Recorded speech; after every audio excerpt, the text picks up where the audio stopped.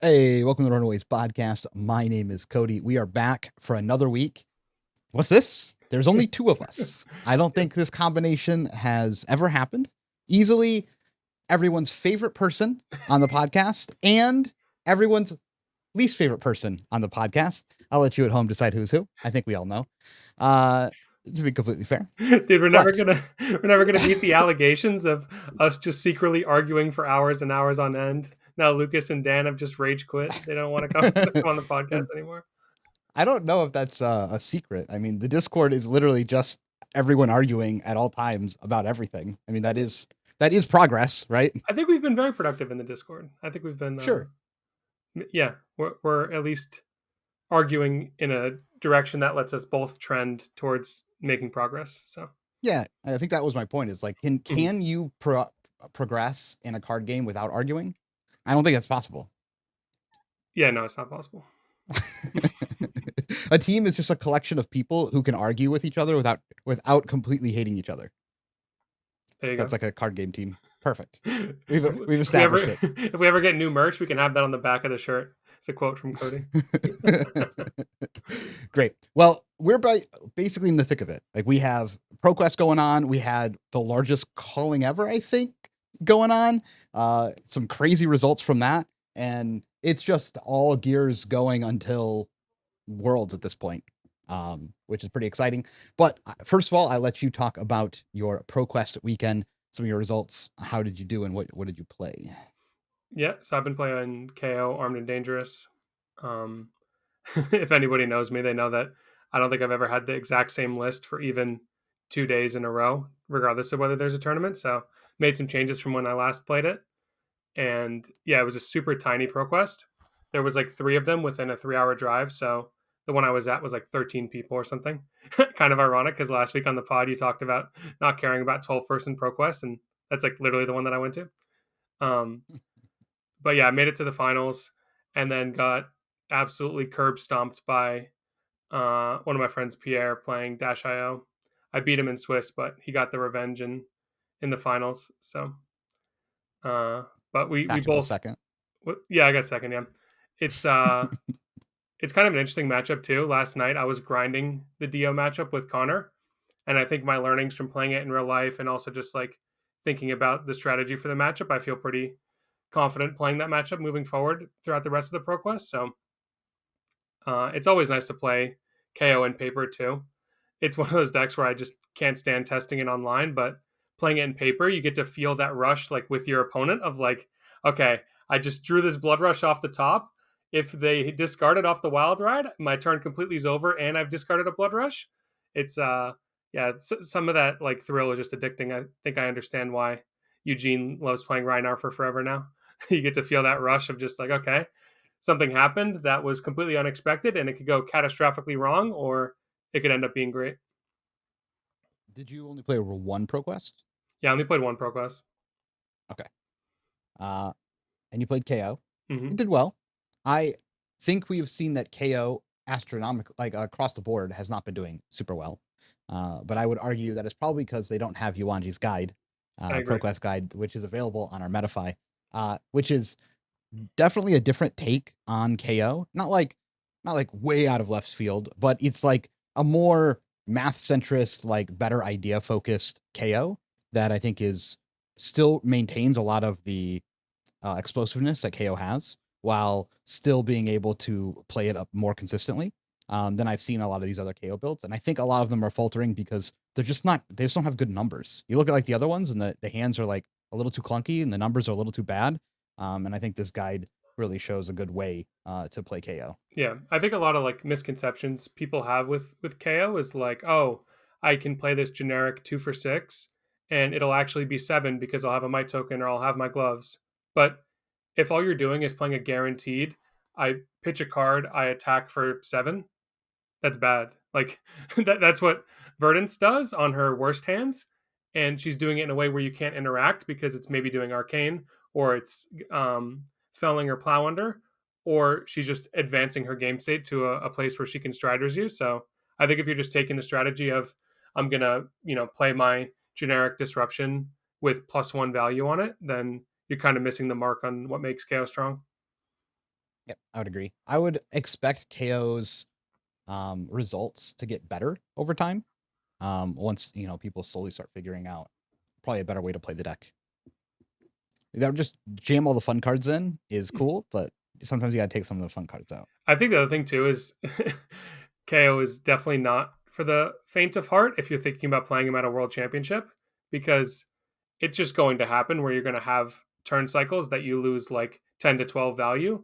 And you have to remember that you're playing a card game and randomness happens all the time. Most of the time, you just aren't really aware of it happening.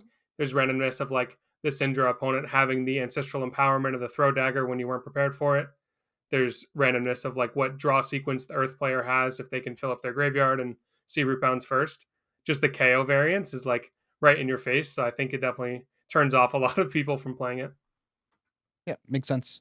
Well, we're talking about ProQuest. I did not play any ProQuests this weekend. I am excited to get out there and start playing them this weekend. So I've been booking them, making sure I'm booked for everything. I don't know. It's going to be sick. And then we have some tournaments, and then we have Worlds, and after Worlds, I have Riftbound that I'm playing, I guess, after So that. you actually are going to play? Oh yeah, I've already signed up for 2 tournaments, one in Texas and one in Orlando. So it's just like the rest of the year. I was talking to my girlfriend. I was like, so I'm pretty much booked every weekend for the rest of the year now.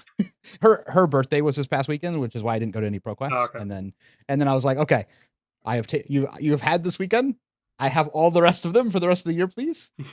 So fair trade offer. Fair trade-off.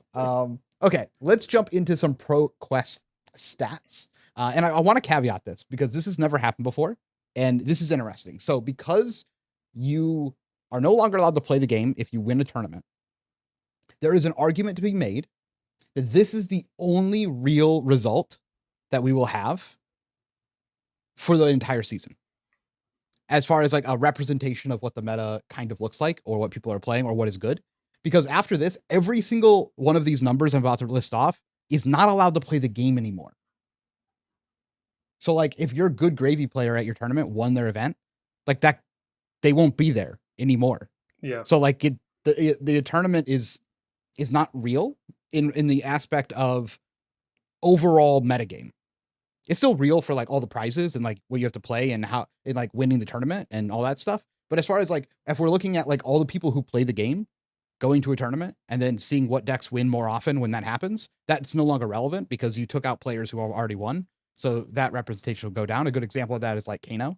Like Kano winning events, like most areas don't have just like Kano's waiting in the wings to like take up the Kano slot after the Kano players already won. It's just like now there's just like no Kano players at your tournament for like the rest of the season.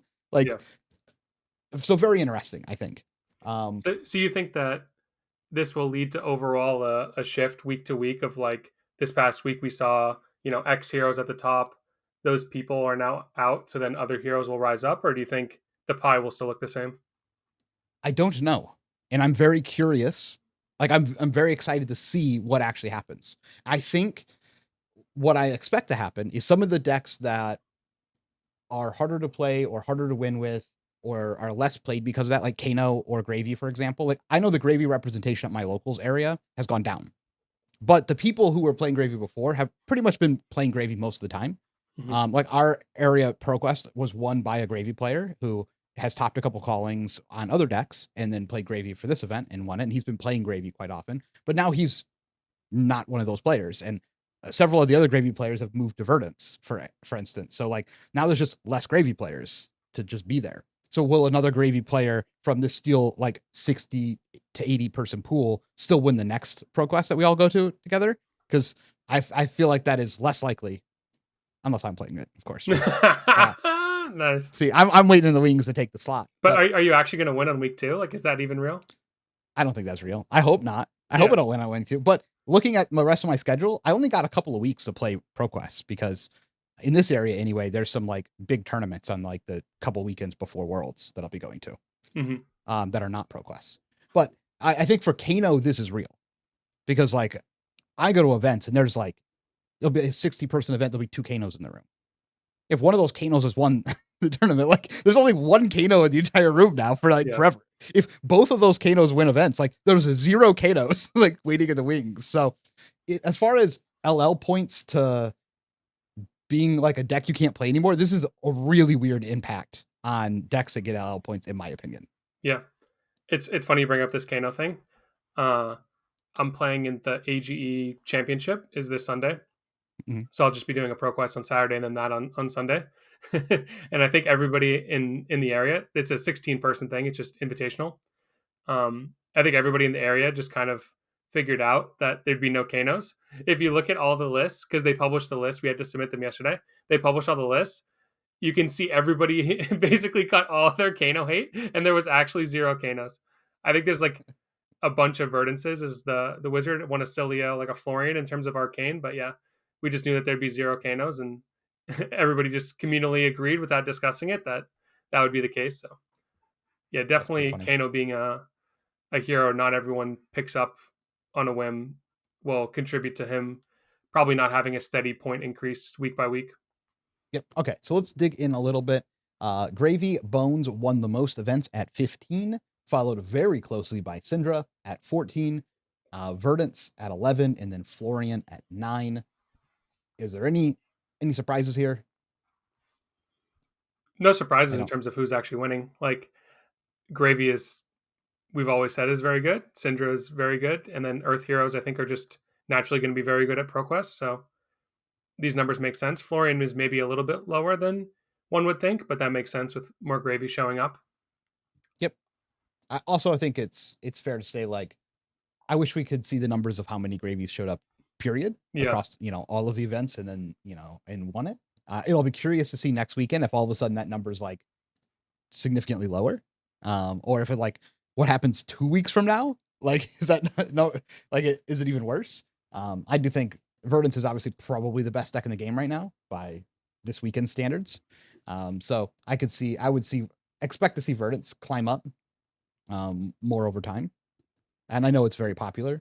Florian, unfortunately, well, it people are still playing it, and it gets forced through sometimes. Um, I was just thinking about Verdance, by the way. I wonder if because most of the people who the general public would consider the good players, I think, at tournaments have been registering Verdance. Not everyone, of course, but like I would say the vast majority among like Team Armory and stuff like that, the people who play in every tournament, they've been playing Verdance. I wonder if that will increase the adoption because now we have access to all these players' lists. And if a lot of them are kind of centralized, spoiler alert, they're not, but in a theoretical world where they start to centralize, I think people would um, more easily have like a jumping off point of like, okay, I see all these people doing well with Verdance. It seems pretty straightforward. Maybe I already have Earth cards from playing Florian in the past. All the wizard stuff is just bulk, so I can pick this up for a pro quest and do well. yeah, I would say in the past that maybe that wouldn't be applicable, but Verdance was already the second most played deck at Hamburg Calling. Yeah. So I think the deck is already widely played. People just want an excuse to play it. Mhm. At least it's been played pretty heavily, at least in my area. Even when it wasn't good, it was still showing up. Like, that's how I got all my wins as new. I would just like beat the Verdances and the other news, and I'd be like, I don't know why I'm topping. This deck's terrible, but it's just I'll eat all the Verdances. It feels like we don't have space for Verdance and Acilio. Like there can't be that much wizardry going on. Acilio was popping off, and then now it seems like the wizard people have changed over to singing the Song of Earth. Maybe. Next group here is going to be Kasai at 8. I think that's probably pretty high for play rate, I'm going to guess. And then Kano at 6, and KO at 5, and Dash IO at 5. I think the Kasai one's the most surprising. Not power level surprising, because I think it's pretty power. I haven't seen a Kasai in person in like, I don't know, like 9 months. I don't know. It's been a really long time. There's like no Kasai players around us, around me anyway, that are in person. Yeah, They are around you, yeah. right? There's a bunch around me. Yeah. Yeah. My Uh, pocket's just empty. I think Kasai Kasai is one of those heroes too, where for some reason people just have a strong allure towards playing the hero. I feel like once you go Kasai, no one usually like stops playing it. They just go full like all in, balls to the wall. I'm Kasai, stand for as long as she's legal. So yeah, we definitely have some of those people around me, and the deck is it's a deck. It's one of those decks where I just don't like the fundamental of these kind of decks where sort of like Earth Heroes, but in a much more um, difficult to achieve quest. You have like this quest of raising an army and casting blood on her hands. Two of the cards that in the matchups they're made for are usually the ones that are like game winning if cast for their full effect. But you have this like weird dynamic of you need to have a lot of setup and kind of just hope they're around halfway through your deck. And then you draw them in the hand that also has a couple cards to enable them, because it's not like you can just block 3 cards, cast this card, and win for the most part. So yeah, I've never really enjoyed this fundamental, but one thing I found kind of interesting too is the Kasai's have kind of a civil unrest going on about the builds, about those who try to play like super defensive versus those that are playing a bunch of draw swords and just trying to like turbo and cast all their cards on offense.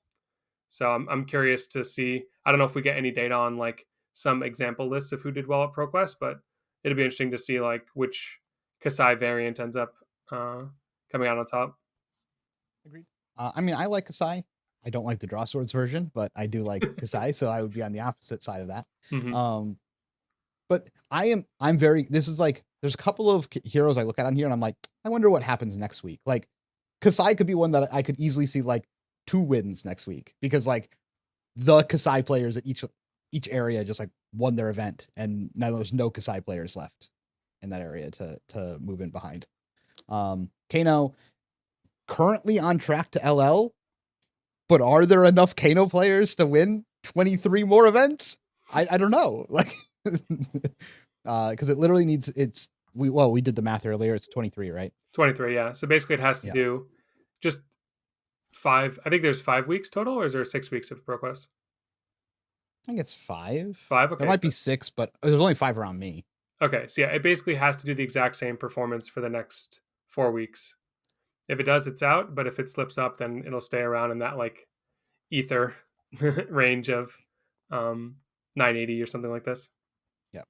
I mean, at this rate, I actually don't think Florian or KO are going to LL personally. I'm also they have curious. To calling, right? I didn't look into whether there's going to be a lot more events in subsequent weeks, like if this was just a light event worldwide. But yeah, these seem like very low numbers compared to where we were estimating a couple months ago when we first started looking at the season. Yep. Especially because it moved away from Florian. Basically, there was like a 2-week period where every single person said, we don't care what the meta's supposed to be. We're playing Florian no matter what. And there was so many people that it just like overwhelmed the Florian results. And then those people went away. So I think what happened is the Florian players didn't find an answer to Gravy, but the Verdance players did, or at least they believe that they did. So I think that's kind of like the Earth share of the game, is that people playing Verdance have been, punching the sky, trying to figure out how to take down Gravy. And I think they've at least come to some idea of a strategy that works. Maybe it's purely because of Light Up the Leaves, or maybe it's just because they've gained more knowledge. But yeah, I think got nerfed, or both. Yeah, or both. Yeah, for sure. Could be answer C, all of the above. But yeah, the Verdance is having a real strategy into Gravy. I think probably gives them the leg up over Florian. Yeah, I mean, I agree. I think Verdance is also more fun to play, and you know what else is kind of cool too.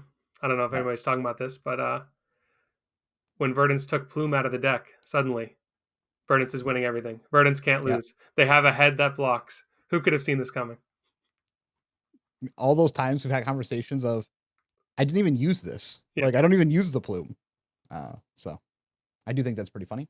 Dash.io hanging strong. Acilio at 3, Prism at 3, Victor at 3, and then a bunch of other guys at 2 and 1. All that makes sense. I'm very curious to see how all these numbers shift. I think this is the least interesting that this list will ever be. And I think every single week after this list should be infinitely more interesting to see what goes up and down, and see if any of it even resembles what the meta should be, right? Like, because I think there's a good chance that like it's wild at what actually ends up winning. Mm-hmm. I'm curious if people besides Taylor from that Battle Hardened coming second place on Arachne Huntsman, I'm curious if people were playing any Arachne Huntsman at ProQuest.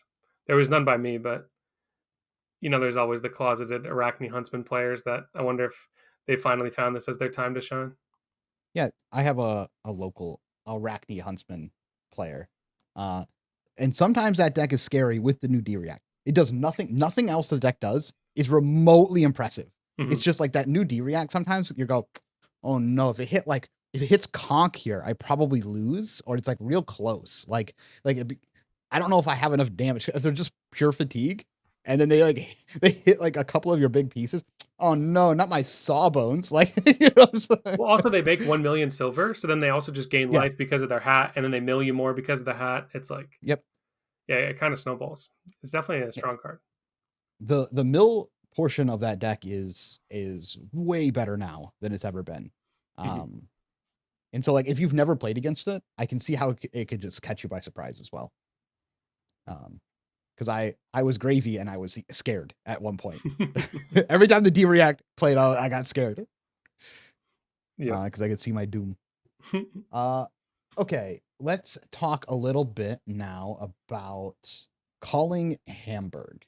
This was the first calling in Germany ever, I believe. It was also, I'm pretty sure that's because we Flesh and Blood got the laws changed in Germany to allow the game to even be played there, because I'm pretty sure it was a place before that you could not play card games. They were deemed as gambling. At least that is the story that is told beforehand. Yep. And it ended up being like the largest calling. I believe it's also a pretty good area for like almost everyone to get to, which is pretty cool. So I would not be surprised if we see a pro tour in Germany in the next year or so after that turnout. Yeah, it'd be awesome. That'd be super done. Yeah, Germany's pretty like centrally located within Europe. But more than that, Verdance is like 59% win rate as the second most played deck in the tournament. That is ridiculous. I don't know if that's ever happened. Like a deck was like almost 60% win rate and like the second most played deck. Like I'd really have to go back and dig through things to look at that. But what a standout performance as like a whole, not just like the top players doing well, just like as a whole, Verdance just killed it. It was just Verdance's tournament. All the people who went 0-3 with Verdance are just crying right now that they were dragging down the win rate. To be fair, a lot of really good players showed up to play and played Verdance, but a lot of players showed up to play Verdance. And I think it's something that people have been saying, but it's finally shown up. The only losing matchups across the board that this deck had was a 30% to Gravy and a 40% to IO. Every single other matchup was a winning matchup at the largest calling ever played. Wild. Like I can't stress how wild that is. The craziest part of this to me is like literally no one cares in terms of saying this deck is too busted. Usually when stuff like this happens, people are like, oh, ban this, oh, ban that, oh, this hero's busted. But like this guy, I think this deck's too busted. I think this deck's getting nerfed before Worlds. If you're saying this is like not popular discourse in the slightest. No one says this. I think this deck gets nerfed before Worlds. That's my take. I think the deck is too strong and too simple to play.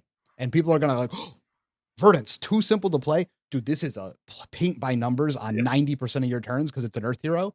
And then like you have a couple of turns where you got to do some cute things. And you have some hard to play matchup. Like Gravy is like an actual like kind of a skill matchup.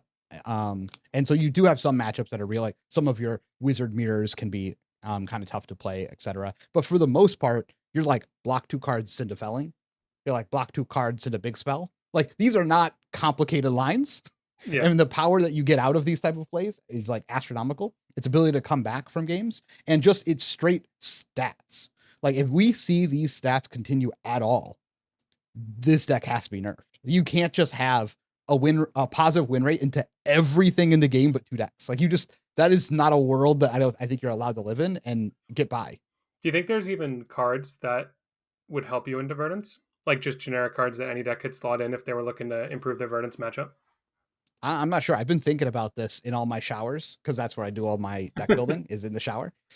So like I've been in there like, what deck that isn't Gravy or like Syndra can I play to beat Verdance that people don't expect. And then I'm going to bring that to Worlds and I'm going to win Worlds. That's literally all my thoughts have been the entire week. And I cannot find anything. I'm just like, well, maybe Prism, but somehow the Verdances had a 58 win rate into Prism, and usually that's been terrible. So, But okay. what I'm saying more is less like I'm gonna change my entire deck to beat Verdance, but just Yeah, like what cards? yeah, can I slot in 6 cards? Like people would slot in Poppers versus Prism kind of thing, right? Or D Reacts versus Assassin. Like, is there a card like this you think that exists in the game for Verdance?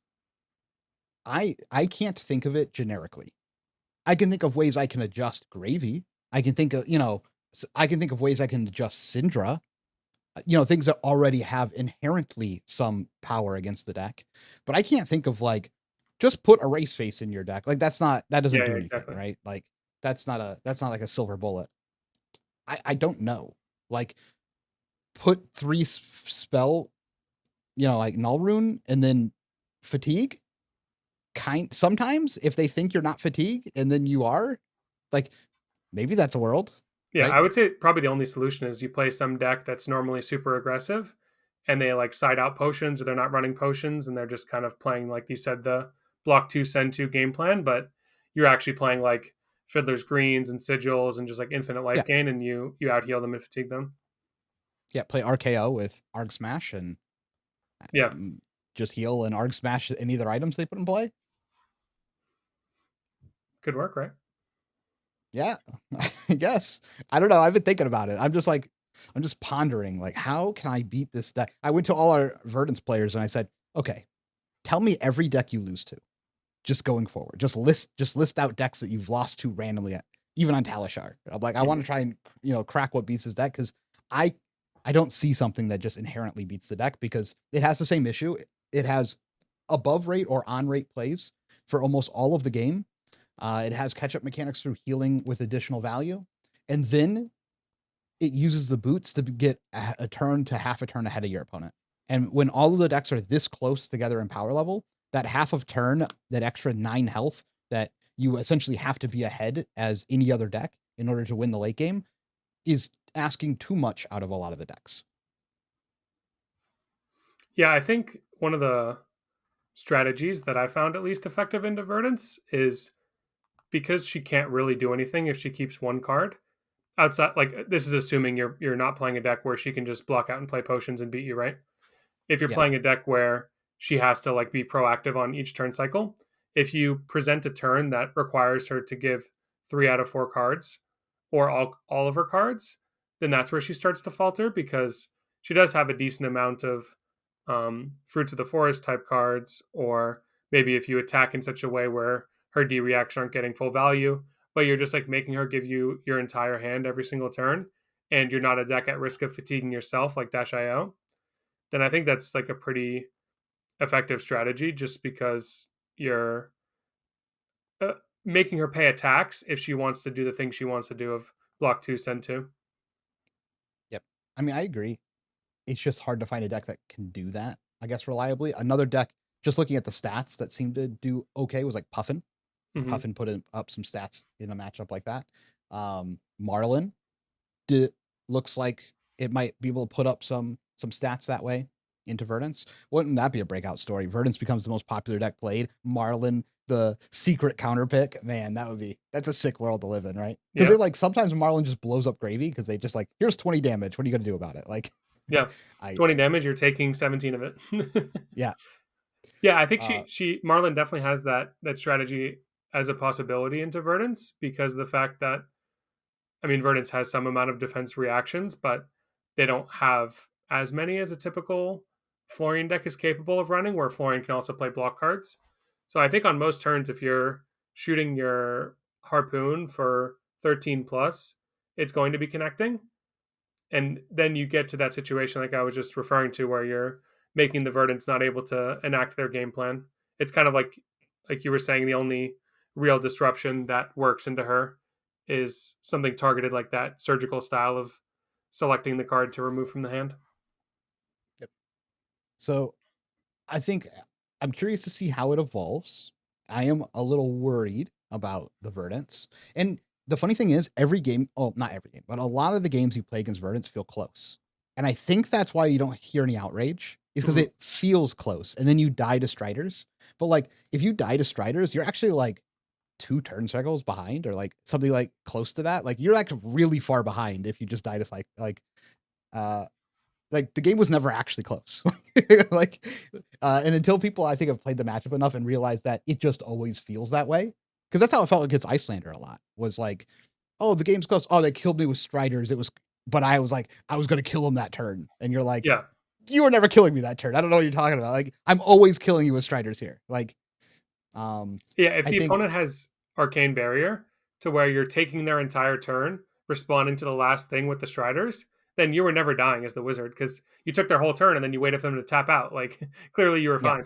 Yeah, it's So funny. I think Verdance just feels close, even when Mhm. the game isn't, and I think that's why we haven't heard any outrage. Also, maybe people are just being quiet about it. I don't know.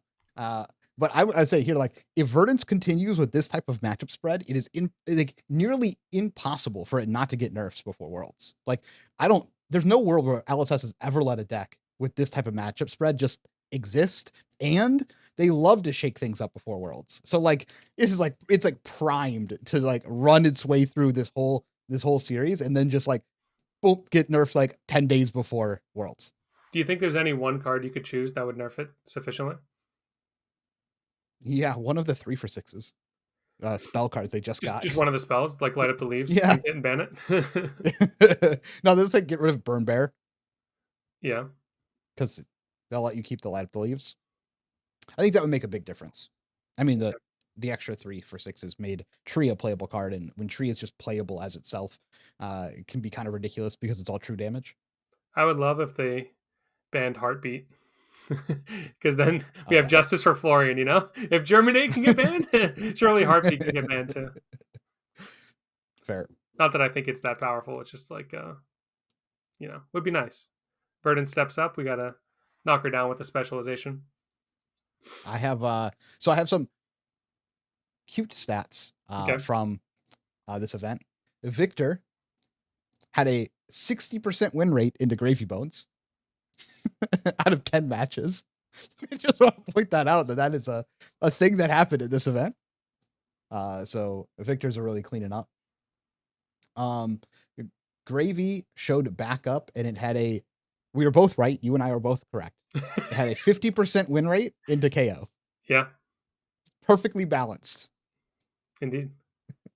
It's not how the matchup plays at all. Usually one person just completely stomps the other, but at the end of the day, it's Yeah, 50%. it's exactly 50%. Yep. Gravy Bones had a 20% win rate into RKO. Best deck confirmed RKO. Wow. That's more than 5 games. That is 5 games. Oh, it's 5 games. I had a feeling.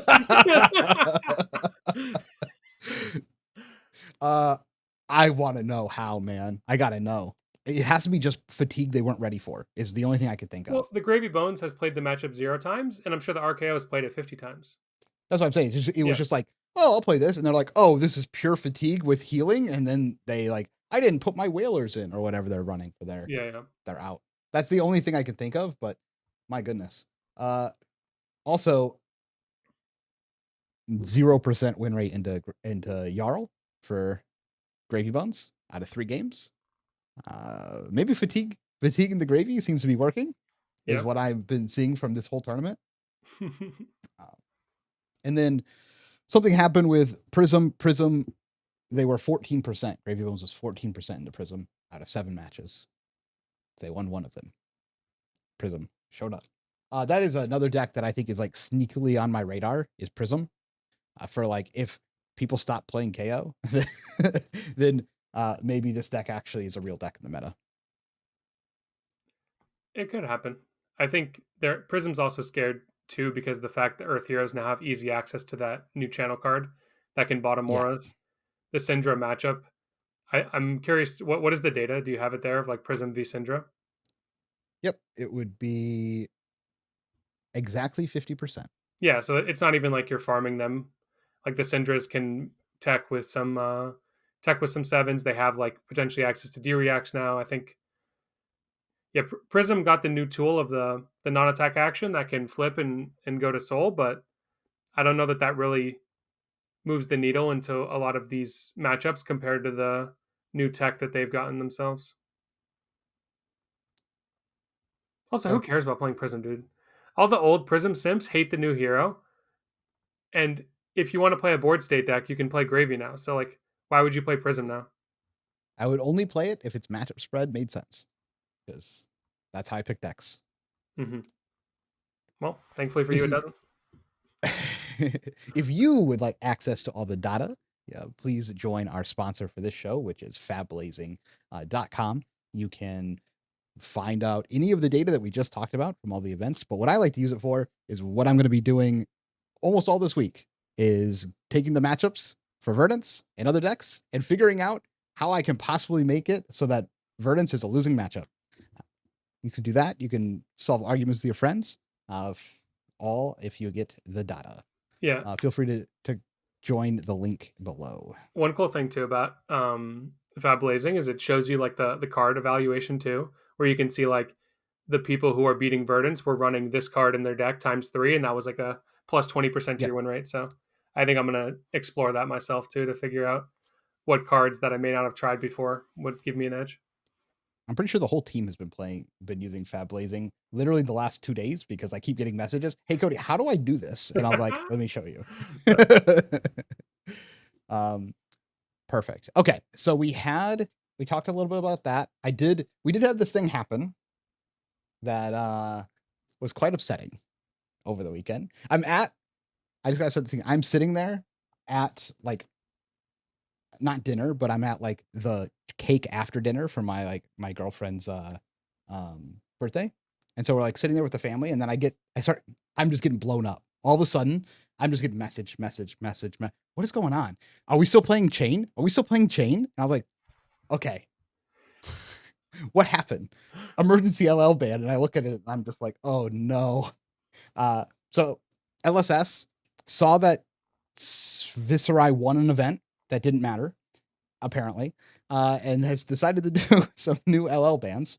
So first of all, Count Your Blessings is limited, which basically means it's banned. It's unplayable. By the way, I think in relation to the rest of the changes, this makes sense only because of the rest of the changes they did. Needles is banned, so Ira is just done, as far as we can tell. So It that is seemed like gone. And yeah, just about Needles real quick. It seemed like a weird line in the sand that they drew of like, we're not going to limit any equipment. Like, we're not going to limit any arena cards. I think it could have been actually pretty interesting if they limited Needle to one. Because then if you want to play agreed. one Needle, you have to then play a Kodachi as your other weapon, which means you have to make your blue base cost 0. And it's like decently interesting. But okay, yeah, continue. I don't think we're doing interesting bans for LL right now. Like, we're not fine tuning. They're just like taking a giant hammer to it over and over again to try and make it like function in some sort of sense. It was just strange to me that they insisted on we have to make it uniform like this, that there can't be even one needle. Yeah, agreed. I think one needle is interesting. I agree Yeah. with you. And then Warmongers is back to 3. So that was their answer to aggro soup decks. Apparently they got around to testing aggro soup decks, and they said, we can't ban 10 cards out of the game. Instead, we'll just let them have high octane and we'll put Warmongers back in. Like, this is just like they're like Viserai, no, Warmongers. And they're Dio, Warmongers. We're just gonna Warmongers all Chain, Warmongers. We're just gonna Warmongers all of the decks, and then the only playable decks now in the game are decks that can run Warmongers. Yep. Decks that can run Warmongers or are so powerful and don't care if Warmongers is cast against them that have no like real counter. Yeah. But like Briar's not playable anymore. It's not a real deck. It wasn't a real deck before. Now it's really not a real deck. Ironically, I think Viserai is probably the one who can adapt the easiest to Warmongers being at 3. Like, you can just play more non-attacks and have setup options in your deck if they happen to Warmongers you. I'd say Chain, RuneGate Chain specifically, could do it, but they need to give Husk back. Like, they just made matchups unplayable because they banned a bunch of stuff from, like, they restricted a bunch of stuff from the deck, and then they also put Warmongers back in. And you're just like, okay, the deck is like trash can level now. Because, like, what are you going to do against Starvo, who has 3 hypos and 3 Warmongers? Like, there's so many games where they go block 3, turn your turn off, I will then see if I get crayons. Oh, I got crayons. Oh, you don't have husk? You can't block the crayons? I guess I win the game. Like, Hmm. what do? I guess just lose? Yeah, I don't have the answer, man. Just pray that they don't draw it. I think someone in the office finally tested the Dio and they went, what have we done? Like, the deck was ridiculous. I just think this is their philosophy. So I can't really fault them for sticking to their guns on this. But having LL just be a format of I'm going to counter your counter with a powerful card because they've now restricted or unrestricted hypothermia, unrestricted the warmongers is just I don't know. It's not a very satisfying solution to me. Where there will still be people who show up to the tournament with Dio and Chain, and you can lose if they play items on turn 0, they pop off on turn 1. You had 8 cards to find your hypo or your warmongers. You didn't find it. You exploded. So Yep. in a vacuum, sure, it should deter people from playing it, but you can't get inside the minds of these people and force them to be rational. People play the heroes that they like to play, and they're just like, oh, I guess I'll take my lumps and I'll lose sometimes when they have the counter card, but my engine is still way better than theirs, so I'm gonna play this and I'll win every time they don't have it. Yeah, it's just more of like, I mean, I'm definitely afraid of Prism now because Warmongers, Arclight, Warmongers, Arclight, Warmongers, Arclight is a very scary 6 turns. You just Yep. don't play the game. Don't play the game now. I have had that happen when Warmongers was at 1. It happened 4 turns in a row, and I killed myself to Blood Debt. That was that happened at one of the LL events. That was fun. But overall, I just think I don't know. I still might end up playing Chain. Yeah, exactly. Depending on You're the person I just said. Who's like, whatever. If they yeah, have it, they have it. I'll do my best to make my deck to build around it, but I'll just accept yeah. the fact that in the 20% scenario of they draw the back-to-back warmongers or they just have it on the exact turn and then they apply, they pressure lethal and I take 1 million blood debt and I die. That'll just happen sometimes and then I'll win the rest. You don't have to go I undefeated. also just don't believe them. I don't believe this is the last change. So like Oh, interesting. everyone's panicking and they're like running off to like the next deck and like they're like, well, this is the meta. This will be what LL looks like. And I'm like, I don't believe you. I think there's more nerfs that are going to happen. I think there are more bans that will happen. And I'm going to continue to practice my chain deck and see if it gets there. I might now pick up a couple other decks to practice as some backups in case, things don't get there. But I think it's still super valuable to know how to play RuneGate Chain and work on the deck because I think there'll be other changes that happen. Also, if they just like give Husk back or a couple other pieces now to Chain, then like maybe Chain can play the game. They were also Not looking out like for your wallet too, because now you can have hours and hours of videos of how to counter warmongers. Step 1. Here's one way you can counter it. All right, next video. Here's how you counter it by stacking chance. Well, speaking of how to counter warmongers, I actually have a new episode of the RuneGate Chain Masterclass that has come out. And guess what we talk about in that topic? We talk about all the fatigue tools and we talk about how to deal with warmongers. So if you would like to continue with the masterclass series, feel free to join in the MetaFi below. There are 2 past episodes as well, and there will be a couple more episodes coming out, including pitch stacking and some other series, all leading up to Worlds, so that if you choose to follow me and go play RuneGate Chain at Worlds, you'll be super prepared. Cool. But I will I'm still worried about Starvo, Zen, maybe Prism comes back with Warmongers. But we'll No see. Icelander, man? You don't think she has a chance? What's she gonna do to Starvo? Maybe she can play that match. Maybe it's actually fine. I have I no don't know idea. though. I don't think It so. was never I have worth no idea. testing before because Icelander just got stomped by everything else, but now maybe it's worth testing. I don't know. We'll test some of it. They'll nerf some more things in 2 weeks, and they will test some more things. They'll do another round of nerfs, and then we'll figure out what crappy format we're playing. I Okay. just have no hope. I have no hope. There's no data. Like there are no events. They didn't schedule any callings. They didn't give us any events to actually get any real data. They just keep tacking on these battle hardens that no one even puts any effort into, with like Riptides topping the event because no one's actually practiced for it at all. Like, none of this data is real. I'm at least happy that they ban needles because at least it centralizes the meta onto fewer potentially viable decks, even if those decks are outrageous and the counters that they have are like equally as silly from the opposite side. I'm glad that they kind of deleted a deck too, because then also we don't have to hear about how Naive wins every single battle on Naira. Look, you will play Starvo and you will like it. This is what LL is about, and they're making sure that the most people play Starvo. That's what I felt like in Chicago too last year. It was just like, okay, I'm going to play Starvo. There'll be people who play decks that counter Starvo, but like Starvo is still the best thing to be doing. Yeah, probably. Except for, I think Rugate Chain was the best thing to be doing. But Well, because it countered Starvo. yeah. Yeah, exactly.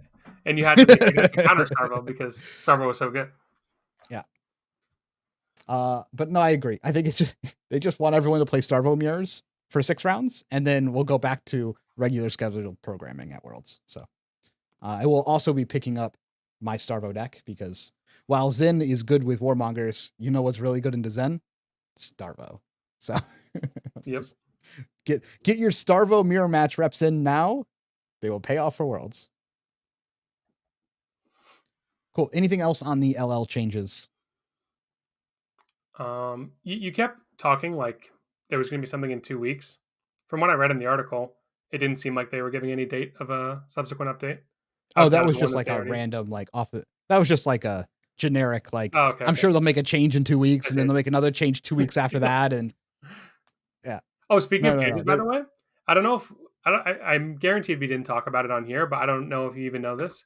But they like changed back how the split cards work apparently with the new Arachne contract card. Do you remember there was that thing when Bonds of Agony got hit? Oh, you Where could choose either side and then pick yeah, everything else that had that side. yeah. From what I read, I'm Yeah. pretty sure they changed it back now. Where if you resolve Hunted or Hunter, whatever the order of that is, the blue Huntsman D react, you can choose life and hit any lives you want in the deck. Hmm. I mean, did they change that from how it used to be? It used to be that way. Yeah, but then I'm pretty sure they changed it to be you have to choose the exact card Ah, when Bonds got hit. I just remember reading an article about this, how they changed it, and then in the release notes, it seems like they changed it back. good. Yeah. That's how it should be. Okay. Do Nice. you want to talk about? You want to talk about the Blitz change that you Oh, talked about at the beginning that of I the stumbled podcast? into before this. Yeah. So it seems Yeah. like they're officially going to be sunsetting Blitz as a competitive format. They're going to do one final skirmish season, and then presumably it'll be all Silver Age from here on out. I'm hoping that we get a dev talk at some point this century.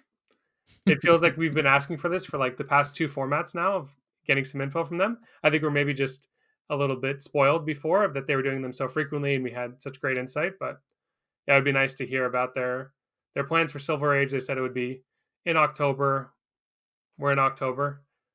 I'm hoping they didn't mean October 29th or whatever. But I'm curious about the whole Blitz being retired, what that means for some young heroes that were printed at above common or rare. Because I know there's some heroes that are like technically majestic or like Shiana is legendary. So my understanding is that those are not playable in Silver Age, but they still exist in the game. And I don't know. I think they're pretty interesting, like Emperor and stuff like that. I'm curious if they'll make a some kind of update to Silver Age saying that it's all young heroes, or if they're just going to say, okay, all these heroes that are high rarity are just now resigned to the like kitchen table or UPF or whatever. I didn't know those weren't playable. So I just learned that now, if that's accurate. Yeah, I'm not 100% sure because there's no like, official rules about what Silver Age entails, but my understanding of Project Blue is that it was just commons and rares, including heroes. Hmm. Well, that would be interesting. I mean, that's one way to remove all that stuff from the pool to not have to deal with. So I wouldn't be surprised if they did that Yeah. to like limit the amount of heroes that are legal. I just always wanted to have a reason to really go hard on Shiana and like prepare that hero for a tournament. It's such a sick concept, right? Especially now that we got the Olympia suite of armor where you can just like play cast homes and you literally have 5 gold already in play. Like that's so insane. I figured it out. Yeah. They're trying to make LL experience so poor that we're clamoring for Silver Age moving forward. They're like, they want us to never think about LL ever again because the experience of playing LL will be so poor. And then they can just be like, you know what? We listened to you guys. You said you don't care about LL. We're just gonna sunset that, not worry about it, and we'll just focus on Silver Age now. I think that's what it is. So they want the experience to be as bad as possible. That's why there's no events. There's not even like pro quests that are LL to really go play in. Well, I did want to talk a little bit about some of the meta changes, but we kind of already covered most of that. With the Verdance really riding, we have like a 3 hero meta going on right now, which is like Syndra, Verdance, Gravy. Yeah. I'm curious to see if anything breaks out or if Verdance keeps eating all of the share of people, because Verdance deck is real good. Yeah, it kind of harkens back to times of old where we had a man with a beard, a wizard, and a draconic hero as the top 3 pillars of the game. The bearded man plays a little bit different than the old one, but you know. He does block a lot more now. We've been putting them D-reacts back in that. Yeah, you're approaching that bearded deck. You're embracing the old man, dude. You're putting in as many 4 blocks as you can. True. We're just like, can I run additional fiddlers? Yeah, exactly. We're getting there. I don't know. I think the meta is interesting. I'd like to see it continue to go out. I am very worried about Verdance, though, to be fair. I haven't seen anyone, so I'm gonna start doing it. Okay. Lucas is not here to tell me how not to worry about Verdance, even though he thinks it's the best deck in the game. And he has for a very long time. So I'm going to start the doom train of Verdance taking over and there being no counter. Because they're already telling me there's no Syndra counter. They're already telling me they beat Gravy. So, and then there's no counter. There's literally no counter in the game. It has a positive win rate to everything in the game, according to Lucas. But what's wrong with that? Like, is the Verdance mirror stuff? No, like, is the Verdance mirror like objectively bad? I don't think it's bad. I don't know. Depends who you talk to. I've heard it's pretty bad. Oh, really? Okay. It's just pot stacking, and then whoever does it better wins. I see. A lot of people used to say that about Icelander, but I never really felt that was the case. Oh, Icelander that was a good mirror. That's what I'm saying. Like, I think maybe it's just underexplored, and it could actually be really good. Because the thing is, we're competitive people, right? Who cares if we enter a tournament? The only deck you can register for the tournament is Verdance. We're going to prepare a Verdance deck that's good into the mirror and like good into Jamokes, and then we'll do well at the tournament. Like, it doesn't matter what we play. So like, I don't really view it as a problem of like, if you think Verdance has a good win rate, the win rate in the mirror can't be above 50% objectively. Someone has to win the tournament. So you find an edge, you push your mirror win rate higher, and then you do well. I mean, sure, if World was that simple. If there's actually an edge in the mirror that matters, that's resolvable. It just Verdance has a good deck. Doesn't have it's what you've been talking about the whole episode. It doesn't have those like luck sack feels bad kind of moments of like, oh, they just did this sequence and did 30 damage in one turn and I had nothing to control about it, or the Gravy got like 30 net value on this turn cycle because of what they did. No, you get to pretend you're playing the whole game. Exactly, yeah. Yeah. You never had a chance at winning, but you got to pretend the whole game. Yeah, but I think the thing about what you call pretending now is the Verdance, because they can't convert their hand to over 20 value, I would say, on basically every turn cycle outside of pre-setup on prior turns, or just like, the absolute nuts draw.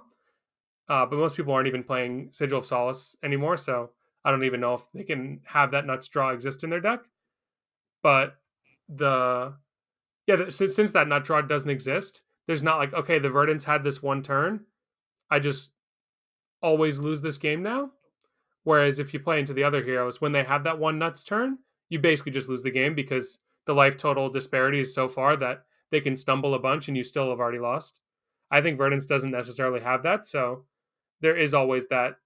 Even if you think it's futile, there's actually some real chance of coming back if you have some cards that you think are good in the matchup. The matchup can't just be over in 3 turns. Like, Verdance physically can't deal that much damage. Yep. I mean, it's possible that it ends up being like it's 60% into like everything, and so people feel like they have a chance. where they Mhm. feel like they personally have an edge. Um, and it might end up being like I can see your argument where it could be a tier 0 deck that like doesn't feel oppressive at all Yeah. because you get to play the whole game and then you die to boots and you go, man, that was close, and it was like never actually close. I think that's possible.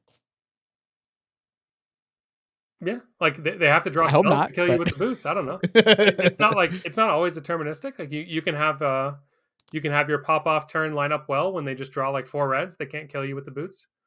Mhm. It's not completely a lost cause. To be fair though, I honestly think that if Verdance ended up being like that heavily played, you could just hard counter it with Gravy. There are plenty of things you could put in the deck that make that matchup significantly. Any edge that the Verdance thinks they now have in that matchup, you can eliminate by building the deck differently. You just don't have the freedom to build your deck that way until Verdance eats up more market share. It's like getting pretty close where you can really start focusing around that Verdance, but because Syndra, Dio, Acilio, etc., are still being played at a high enough clip, like you have to put enough stuff in your deck to actually be able to win the aggro matches. That eats up like a lot of your slots, and then you still have the fatigue decks running around that you have to have like a side package for. So you're getting pulled a little out of it. But I feel like Verdance ended up being like 40% of the meta, which this game I don't think will ever have that happen. Um, I can't say ever. Maybe it'll eventually happen, but it's very unlikely in this game. Then you could really tune it so that you beat that matchup most of the time, like more a huge percentage of the time. Yeah, fair. I'm curious if that ends up being the full circle we arrive to at the time of Worlds, and we just have Jason show up with fatigue, life gain, Jarl, and takes down the tournament because it's just been an arms race of Gravy and Verdance out teching each other, and then he's over here with a hammer and a will to write down numbers above 40. You don't understand how many times during a week I just want to go join them in the fatigue circle Yeah. and be like, I'm just gonna go join fatigue and turn my brain off, and I'm gonna win the matchup that way. You show me you can win the match. I'm sick of finding out how to win the match on my side. Yeah. So I do love healing. And I was going to play the Verdance, and now that everyone's playing the Verdance, I'm like, how often do I want to play Verdance mirrors? But it might just be like like you said, most of the good players play Verdance, and then you just hope you're the one that has the edge in the mirror. Yeah, exactly. I Ideally, wouldn't be you surprised. reduce it to be a little bit more math than hope, but yeah. Yeah. If possible. It's just right there. It's like if you can beat the Verdance, your tournaments are so much easier now. Like you're just like, Yeah. oh, if you figure it out, then you might be able to get there. Maybe Reinar. Reinar should have a good vert No. matchup. It should. It should though. Why should never have anything good? You never get good cards. Nothing good should ever happen to games involving Reinar. Was there any Reinars in top 8 in Germany? No, but the highest placing Reinar was higher than the highest placing Yeah, KO. but that's not what I asked. See, No. in Germany, they talk about games of skill. Reinar would never be allowed to be in top 8 in Germany. that would go against the whole credence. Dude, Reinar is perfectly balanced at 50% win rate at Germany. Just straight across the board, just won 50% of its game. It's so much better than every other deck in the game. That's a pretty good deck. Yeah. 50%? Wild. KO, 42%. It's the meaning of life, man. Yeah. Play KO. Wild ride. Reinar is the better one. I feel sorry for the one guy who played Lyeth, won 0 games out of 5, and then dropped. I think actually one big reason why KO is a little bit downtrending too is because people always like playing pulping in their deck. And now that Overcrowded is a generic card that everyone can have as a card that blocks for between 3 to 5 and stops CNC, stops pulping, is kind of a big buff for decks that can just slot in these generic blues into them. Syndra is like Yeah. the main culprit right now, but like Fang, maybe even Kasai as well. Like these kind of decks being able to slot in these this powerful blue that stops a lot of what KO is trying to do is quite annoying.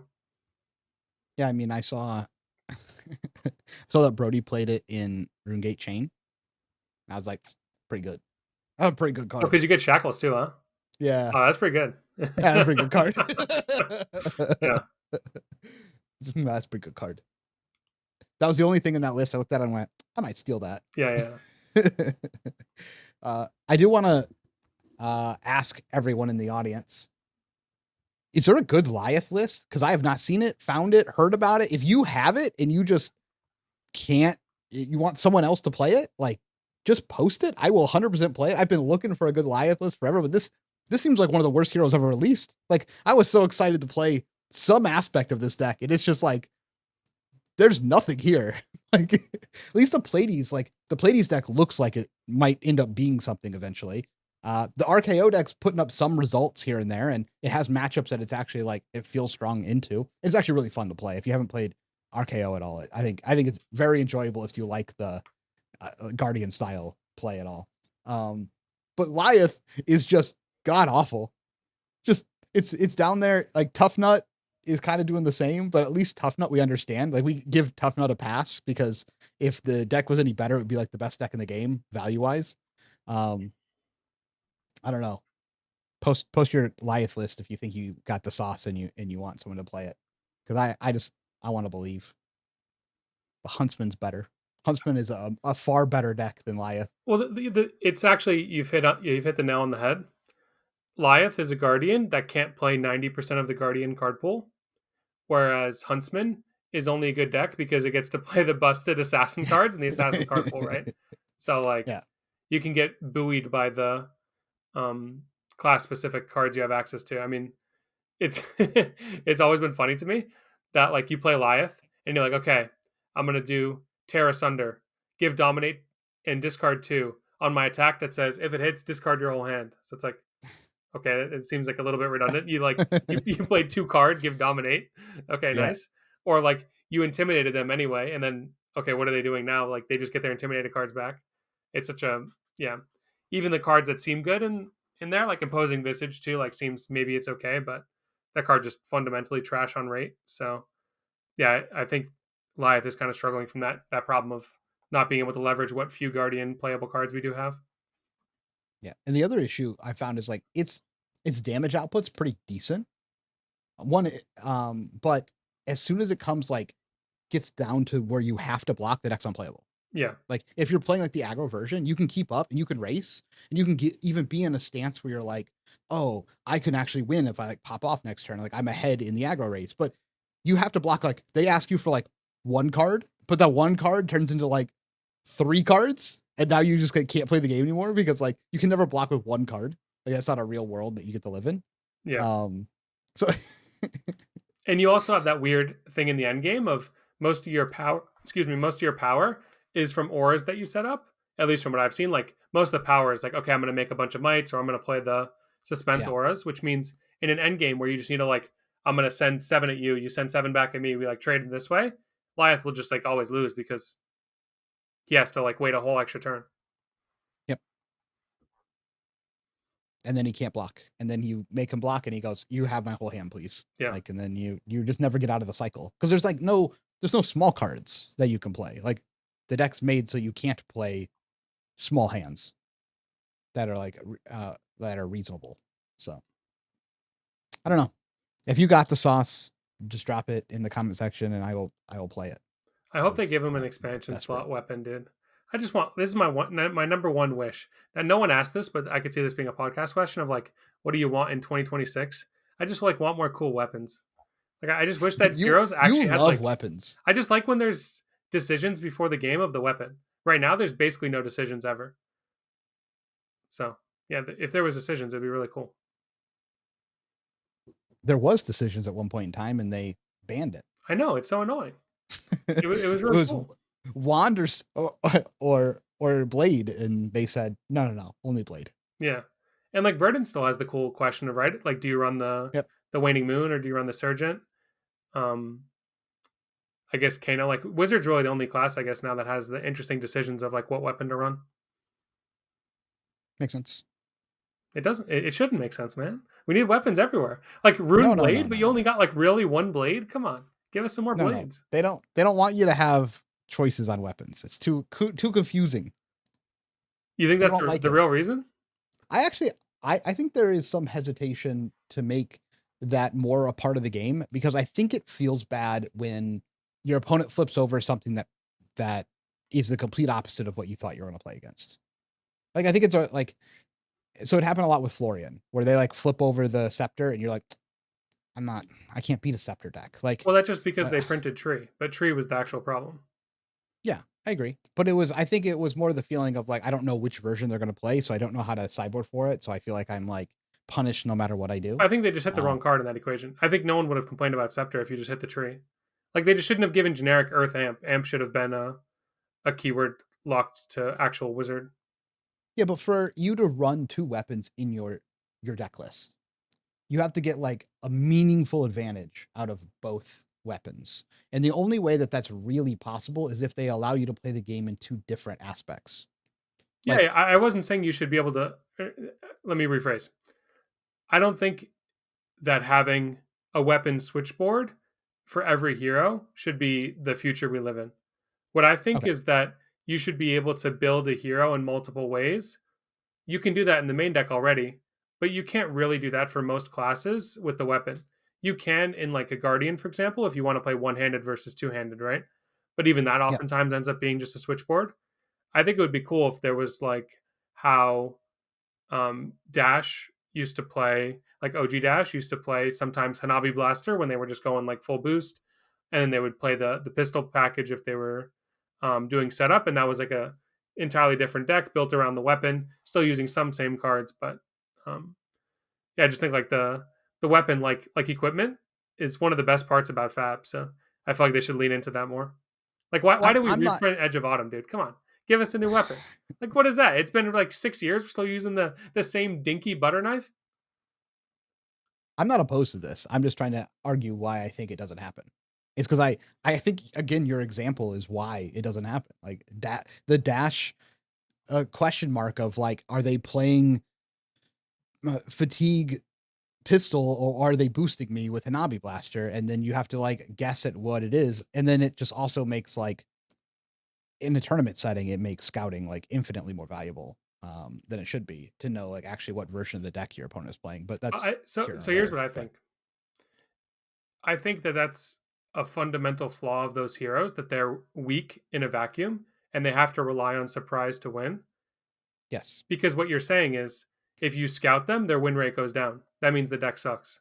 Because like Gravy's win rate doesn't go down if you scout the Gravy, like you know he's doing the Gravy thing, right? So yeah. I think that's just like a balancing factor of the deck that makes it interesting. Of can your opponent adjust on the fly if they prepare differently? I think that this is usually a fundamental that LSS likes to test of players is their ability to like adapt and adjust on the fly. At least my headcanon is that that's something that they really care about of like a characteristic of a good player in Fab is someone who can adjust on the fly because that's why they do the ban list 1 week before every major tournament and they release sets like right before tournaments and stuff. They like testing that skill. So it's just strange to me that they don't test that skill with like adjusting to weapons on the fly. I just I just don't have any good examples of 2 different weapon decks in which you could adjust on the fly in a way that is meaningful, that the whole deck isn't completely different. Like every deck I think of that has ever existed that is 2 different weapons are preying on 2 different sides of the game where you have to sideboard correctly to beat them. But if you do, you beat them. It's just like there's like axe story, like Dominator axe story, like the big axe, like that's a completely different deck than Dawnblade. And like if you put D-Reacts against one of them, it's infinitely worse than if you put D-Reacts in against the other one, right? Yeah, Like, but I think that that's what makes it at least interesting because both of those decks suck. So they both get buoyed by the fact that the other one exists. sure, but that was the problem that you just said is both decks suck. They're only good if you haven't scouted them. But there's been no examples of 2 good weapons in which that isn't the case. I know I want that to exist, man. I'm trying to I manage don't that. think it's possible. My argument is I don't think it's designable. Like, I don't think you can do that. One weapon will just be better, or one weapon has to be completely different than the other one. And completely different means 2 different play styles Yeah. that are completely different. That like both play styles be equally good. It would be like that'd be a feat of design that Well, I don't think is realistic. they don't necessarily have to be equally good, but one play style can be like meta relevant, and the other one can be like a niche pick where it's not necessarily about them sideboarding correctly or incorrectly. It's about the deck that they brought to the tournament was correct or incorrect, and you're making a meta call in that regard. Like you want to use the Sure. same engine pieces, but because of your weapon, uh, like the best example is just like the concept of people playing Anathos as the weapon. Like people used to play Sledge at PT Baltimore, but then people started playing the Van Brace with the Anathos Yep. for Oldemir.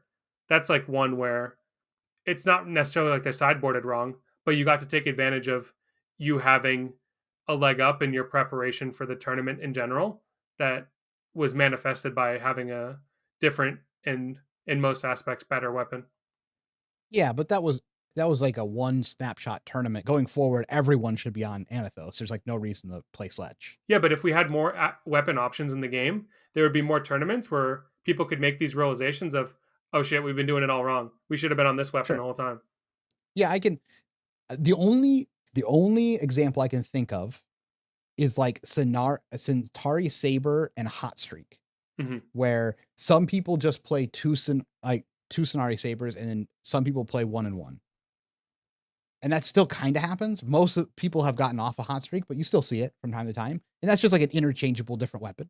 That doesn't dramatically change how you sideboard against the deck. Yeah, It just offers a little bit different. Like that's the closest I can find to like an actual weapon change where the deck power level is just different, not necessarily I agree. dramatically better And or it's so worse. sick, man. I want that to happen more. Plus, it's Sure, also I'm down. I'm yeah, down for that. I just think it's hard. I think it's it's really very hard. difficult Yeah, to design. Yeah. clearly they can't even design any weapons. So Uh, That's not normally the side of the argument that I take, but it was fun. yeah. Okay. Anything else before we get on to some podcast No, all questions? good, man. Okay. These podcast questions are asked by premium members of our Metafy. If you'd like to be able to ask questions on the podcast, get to the 3 free deck lists that come out every month. I think we're at like 9 free deck lists that are like available on the Metafy, and 3 more coming out this month. Or find people to practice with, or ask any questions of people on the team. Feel free to join in the link below. First question here is actually from James, who is on the team. He asks, how and why did Huntsman get second place at that Battle Harden? I think if you want to get the answer, the Attack Action podcast, I think is the name of it. He did like a 1.5 hour interview. Taylor Morrow is his name. Yeah, talking about the deck and like going through everything. So if you want the real answer there, but if you want my answer, it's just kind of what I referenced before of people have never played into Huntsman. He's played into everybody else. He's been playing the deck for 2 years, so he's a master at assassinating. And the new card can just steal you free games. So I think it makes sense that he got second place because it's a battle hardened. Sometimes it's your day. Small, What's up? because a small Battle Harden. Small battle hardened, sure. And yeah, Yeah. sometimes it's just your day. Like the assassin presents many situations where one thing goes your way and you just kind of win the game immediately now because of some RNG factor broke your way. So I think it was bound to happen at some point, like Monkey Shakespeare style. It just now we've accelerated the process because we gave him another busted card. I mean, I will say, I think he was supposed to win the Battle Harden. The Verdance matchup is actually pretty good for Huntsman. But Majin Bay decided to be Majin Bay and win anyway. He doesn't lose to Assassin, man. Come on. No. He didn't lose the new, so That's what I'm he's saying. definitely Yeah. not losing to Huntsman. So, but in any normal world, Huntsman's matchup into Verdance is actually not that bad. It's actually pretty good.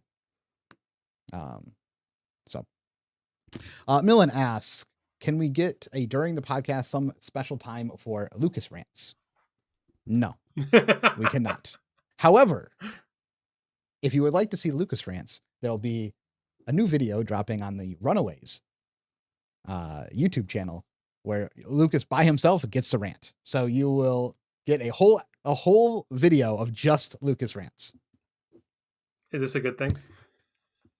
We'll see how many people watch Lucas rants, and then we'll decide if it's a good thing or not. Kraft asks, with the needles ban, is Zen now also looking at Edge of Autumn as a weapon, since he can fetch the needed combos, or is his weapons the go-to? I'm not really sure. I assume that you just play Kakara. Kakara is Yeah. the card that's mathematically worth more, and I don't know how good combo cards are that don't synergize with what you're trying to do in Zen, which from when I was playing it before was just have a crazy turn where you pop your arms, the ones that are banned. What are they called? Stubby hammers. Yeah, you pop the stubby hammers, and then you just kind of go super wide, buffing your whole turn with ideally one or two more, buff your whole turn effects. And I don't think that the new card in tandem with, or not a new card anymore, but the Ira Armory deck cards really facilitate this. So I assume we'll just be playing Kakara because it's Searing Emberblade in disguise. Yeah, there could be a Kadachi version that's playable. I'd have to sit down and look through it a little bit more. But there is a world where there is a Kadachi build. What would be the strength of Kadachi? Just like Salt the Wound? Double threat or dual threat? Dual threat as well. I wasn't even playing dual threat when we had needles in the deck. I found it to be pretty awkward, so I'm not sure. It is pretty awkward. I agree. Yeah. Yeah. Not sure. If you wanted to still do that type of style, you could try and do it with Kadachis, and now you're the only deck doing it. Yeah, I can see that being strong, actually. In theory, dual threat is better with Kadachis, too, because you're actually, like, you never have to worry about them breaking. So you never have to worry about you draw the dual threat and you only have one weapon. So yeah, maybe it could be good, but we'll have to explore. No hard answer now. No. And there's a world where maybe you get to choose which weapon you play in the deck. Man. It's all come full circle. You have 3 options now. Look how happy you are. Yeah, I am. I'm thrilled, man. It's just LL'd. The hero is not playable. Because heroes that are good that have multiple choices that they can make get LL'd. Yeah, I agree.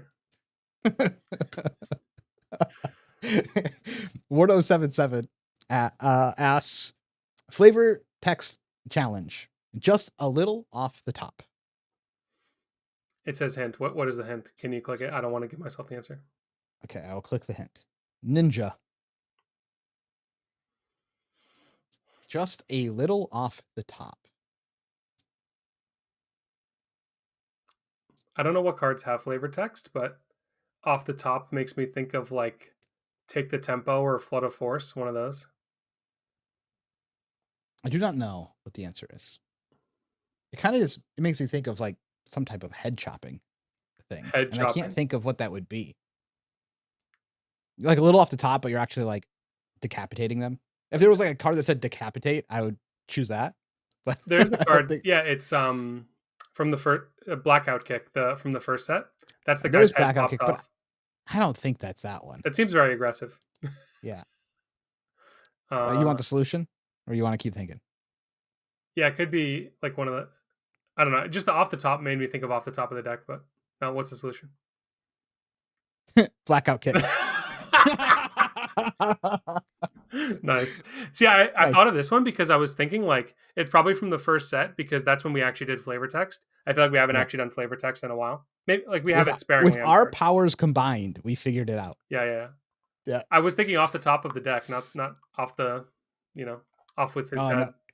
See, I thought it was going to be like some assassin card. That would have made, more sense to me, but perfect.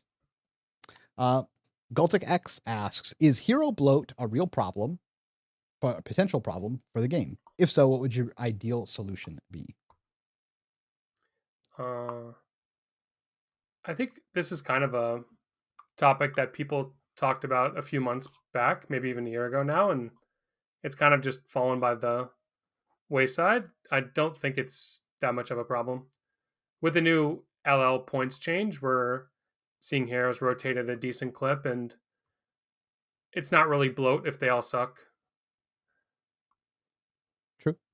I think what's going to happen is the game will go through cycles where it feels like there aren't enough heroes and where there feels like there's too many heroes. And these are two different parts of the game that they can exist in. And this is good. You want a part of the game where there's way too many heroes, and then you want that rectified, and then you want it to happen again. And then you go back and forth and back and forth and back and forth. And I think if you're feeling that way now, just look at the top of the standings of how much stuff over probably the next year will LL by just collecting its 50 points here and there. And then it'll hit, its 1.5 multiplier and then drop off. And you'll just see you'll just keep seeing like a wave of heroes just disappear. Okay. So, also, technically this question is about problem for the game. It's definitely a problem for LL. Like the Yes. fact that they hit the needles, just like, okay, let's delete some decks, reined in the bloat, but LL was definitely feeling pretty bloated in terms of how many crazy decks existed. There's no world where LL becomes a real format.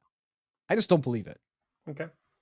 I think it could have before, but now that we're just like nerfing things, banning things from LL, I think it had a world where it could have just been like a fun format, but I just don't believe that there's a world where this is like a competitive format or ever needed to be a competitive format. It just needed to be like a calling format where you just go out and you play your cards and it's fun, you do the things, and maybe you do that a couple times a year, and that's like cool. It could actually be sick if it was like you know how we have two Pro Tours and a Worlds? Yeah, It could be cool if there was just like an LL tournament. Like every December was just like the LL tournament.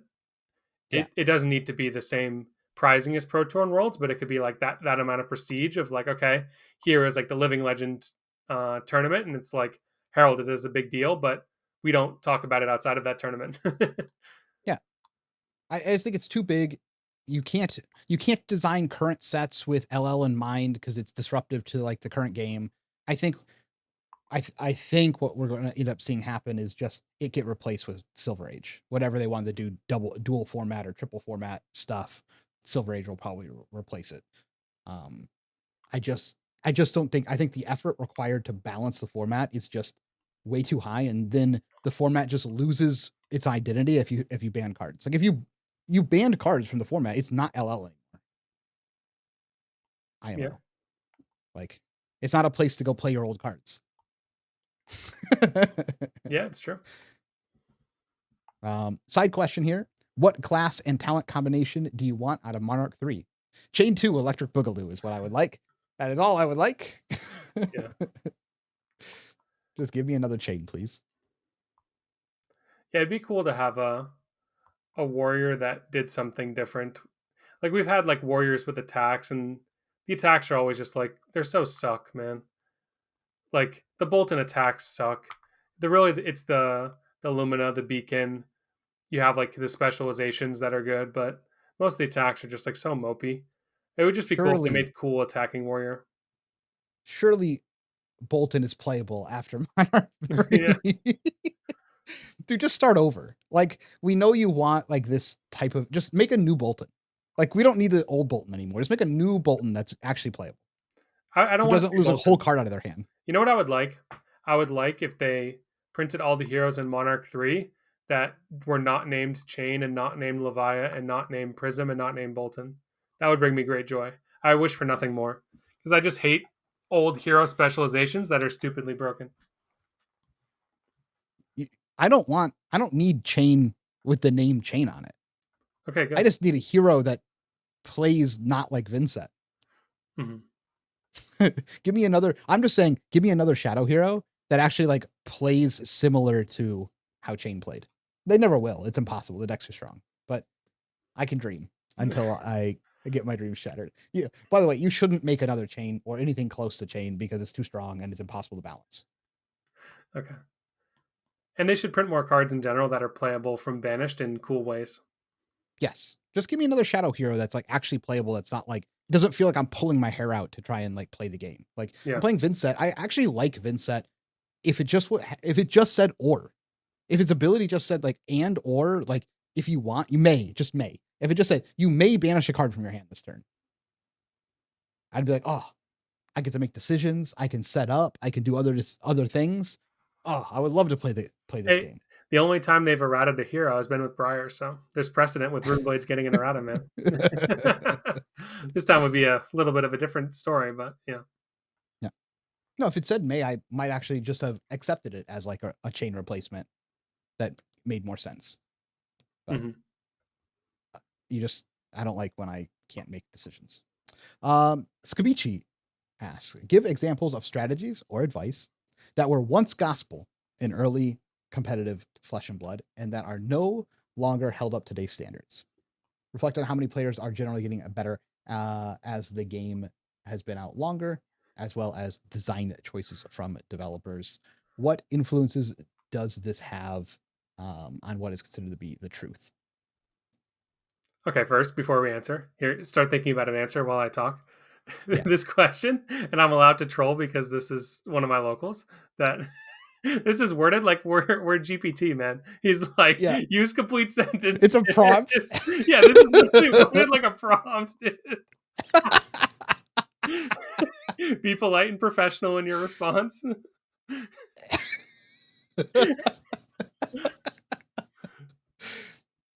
Okay. Now, do you have an It answer? is, it Cody is a Bot, prompt. come on. Do I have an answer for old things that are no longer the way they used to be? I think overall card value has probably gone up. It's a little different. Uh, I can't think of anything. I can't think of anything like a great example of this, to be fair. But you're the boomer, man. You got to think of these examples. Yeah, but it wasn't it wasn't like it wasn't like these things changed where they were like, "Oh, we were so stupid because we used to play the game this way." It was just that like we got better at doing the things that we used to do. Mm-hmm. Like we got better at understanding the math value. Like the math value didn't change. It wasn't like okay, it wasn't like no one did math and then Hamilton existed and we all did math afterwards. Like that's not the history of Flesh and Blood. Like Mm-hmm. we spent as the chain group, we spent doing math every single turn to max everything out. Like that's what we did. The difference was like it became we got better at counting the math. We got better at counting the math on both the block side and the addition side and being able to leverage how much of it being in block was relevant versus how much it is in attack. Like we're still doing this right now. Like 15 points on attack versus 15 points across defense and attack are not the same.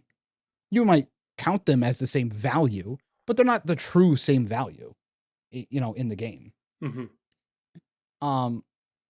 If anything, I think our definition.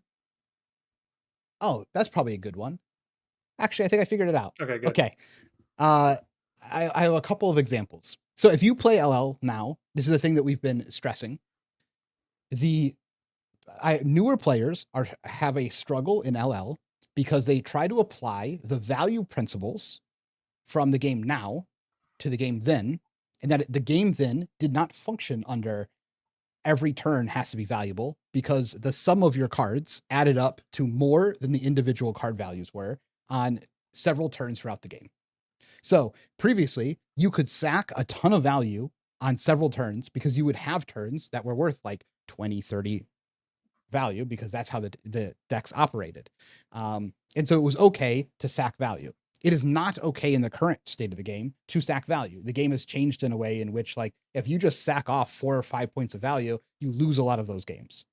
But I have seen people adjusting back to how L was, and they're like, no, but it makes more sense this way. And it's like, forehead.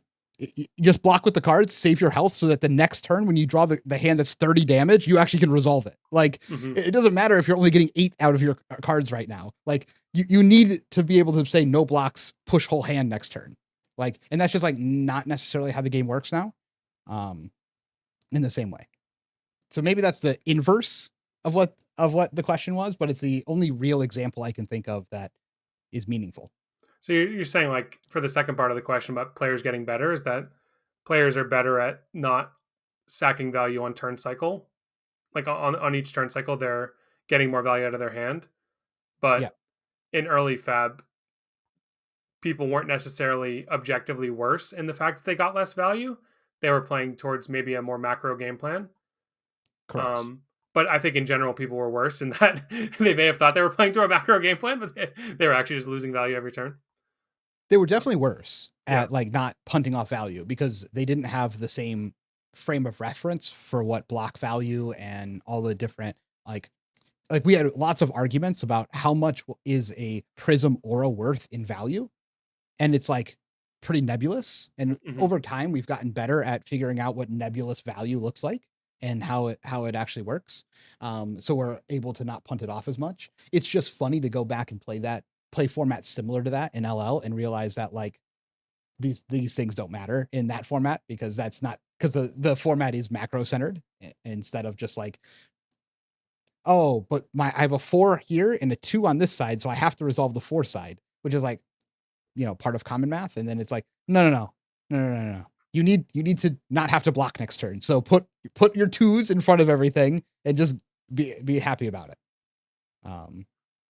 That's the only real good example I think I could think of.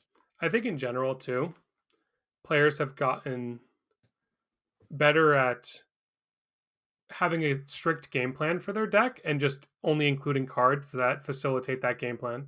I feel like before people were kind of just playing cards because there was a lot less testing available since there wasn't like prevalence of online resources, and you just like didn't know like the deck list. I mean, the deck list existed in some to some extent, but it wasn't like as popular and easily accessible. We didn't have the data we have today. I feel like people were just playing cards in their deck without real understanding of what their game plan is and how this card is actually hindering their game plan to put in. One that's like very um like sticks out to me is regardless of people's deck, they would just jam a bunch of poppers in their deck because OG Prism was a thing that existed.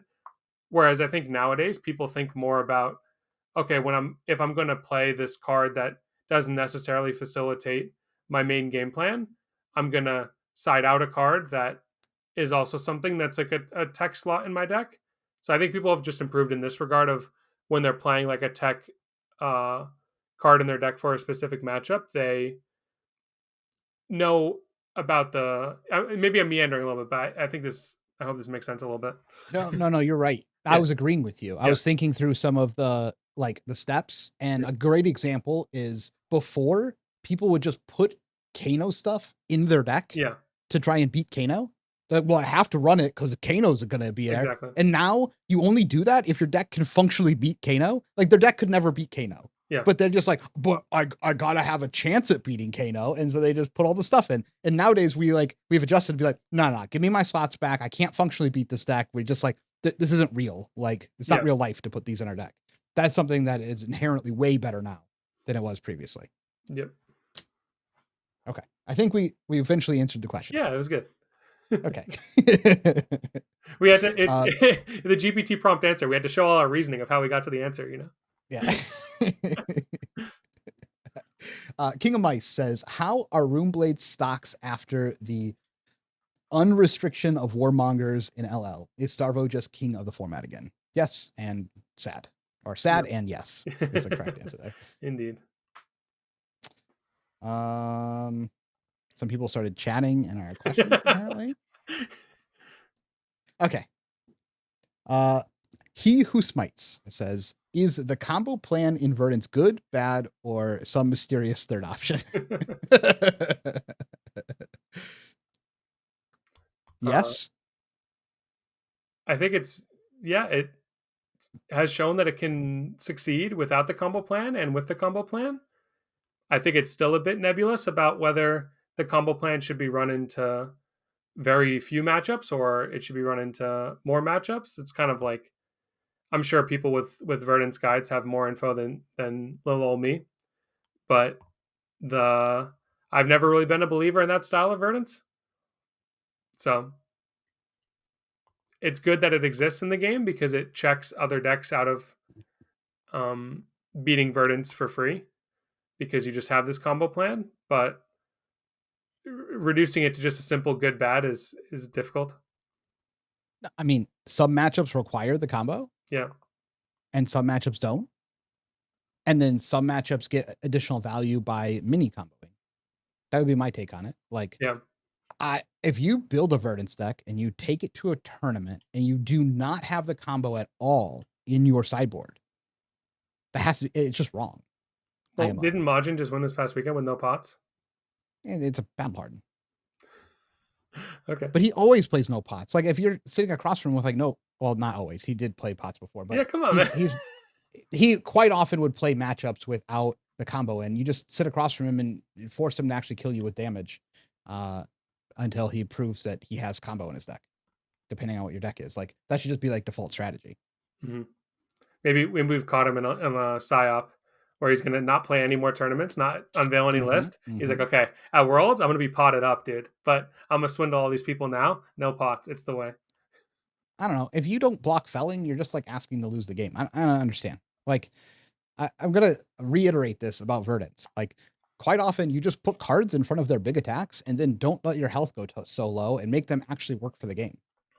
Like, it's a little worse now because if they're running tree and big spells, then they get a lot of true damage through and they can actually resolve some of their full 4-card hands. Not for value, but for true damage, which is value in a different sense of the word for that matchup. But like, you don't let them hit you for 8. Like, that's not a world you live in. You're just not like they fell in you and you're like, I'll take 8, play my hand. Like, you just lose the game. Like, you gotta block those cards. Actually, wait, going back to the question from earlier about another way players got better. Now that you're bringing up this whole how to beat Verdance thing, is that I think people are better at countering fatigue by like leaps and bounds. Like in the early parts of the game, I feel like fatigue. I'm saying early up until like 2022, I would say. Then like after that, I feel like with Count Your Blessings, people definitely still lost to it. Maybe I'm just speaking from my own experience, and this does not reflect the It does public not sentiment. reflect the general public. Okay, fine. I completely disagree. Sir, you know how close there was a fatigue Levia to topping KC? Yeah. Like, I think I'm just talking about myself. You're completely right. Yeah. If anything, this is the skill that is the same level as it was before. Like, Okay, you're right. people have to go on their own journey of how to beat fatigue, and a lot of people just have never jumped on that boat to go on that journey yet. But once you go on the journey, you're kind of good for the rest of like forever. It's just like you have to make the decision that you're It's like going to actively a go on year-long that journey journey. as well. It's not a journey you're going to accomplish in weeks. It takes a while. Yeah. For nationals, we put legitimately 30 hours into just the Bravo fatigue matchup as Chain. We put 30 hours of work into it to play it one time and then beat the matchup. And that's what we did for nationals. We just like, it took about 30 hours to figure out how to do it and do it consistently under like a bunch of different pressure. We each, like most people on the team played it one time at nationals. We all won it and then we just moved on with our life. Like, yeah, that's like what you got to do to just get the fatigue games down. And then you just keep building on that over time forever. And then sometimes you still lose it anyway, and then you get real upset. True. Other than that, I don't know. We'll find out. They can't keep like I feel like from Breaking Bad, every time Majin wins a tournament without like playing combo, he can't keep getting away with this. Just block.